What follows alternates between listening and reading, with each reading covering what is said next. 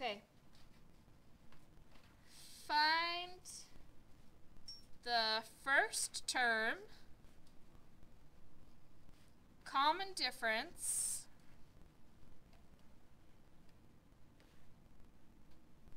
I don't know if I spelled that right, difference, the recursive formula,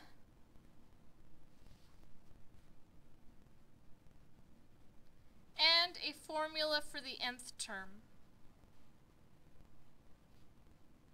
So we're finding 4 things in this problem.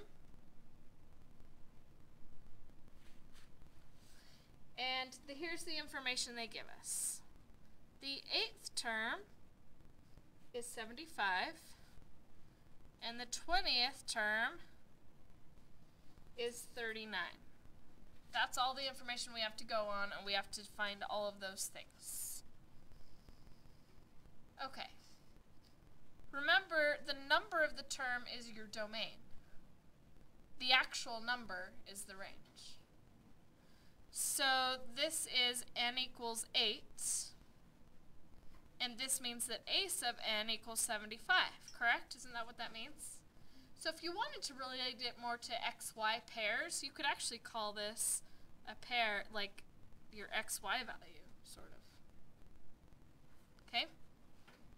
The 20th term means that n equals 20, so we have the 20th term equals 39. So likewise, you could think of that as an xy point like this. Okay? So then, finding the common difference, I would do that one first. Remember how common difference is kind of like slope? So how would you find that? Using a slope formula. It's y minus y over x minus x, usually, so it would be a minus a over n minus n, correct? Okay, so let's go 39 minus 75 over 20 minus 8. Help me with these calculations really fast. What's the top one? 36, negative 36, right? And the bottom number? It should be 12, isn't it? Okay, what's negative 36 divided by 12? Negative 3. Does a negative common difference make sense if we're going from a larger number to a smaller number? Yeah, you should probably always kind of check your work and make sure your answer makes sense. Okay, so that means a sub n is going to be negative 3 times n plus some number c. Notice how I'm not really doing these in the order that I told you to find them? That's one thing I dislike about the book, is it asks for things in an order that doesn't jive for me. Maybe some people do it in that type of order, but I like to do my own thing. Okay, so this is almost a general formula. What else do we need to do just to find our general formula? Just plug in one of these numbers, sets of numbers, yes? Find C? So should we use this set maybe? Okay, so we can plug in 75 equals negative 3 times 8 plus C. So 75 equals negative 24 plus C. So C will equal a big number, because of course we're starting big and going down. So we're going to add 24 to both sides. So we get 99. So our compensating term is 99. That gives us a general formula of a sub n equals negative 3n plus 99.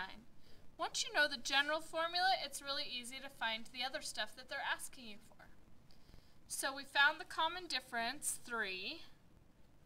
Now we want the first term. So how do we find the first term? A sub 1. So that means we take negative 3 times 1 plus 99. So what's the beginning term of this sequence? 96. Good. And then I kind of skipped the other formula, which would have been really easy to do at this point. I just skipped ahead and found the general formula. I hope that that wasn't too illogical for you. So the recursive formula is super easy, because all it is, and I totally spelled that wrong, all it is to go a sub n is equal to the previous number, a sub n minus 1, subtract 3. Because all it's doing is subtracting 3 each time, correct? So there's the recursive formula, there's the general formula, there's the first term, and there's the common difference. We found all of those things just from 2 numbers in the sequence. Okay, last thing we need to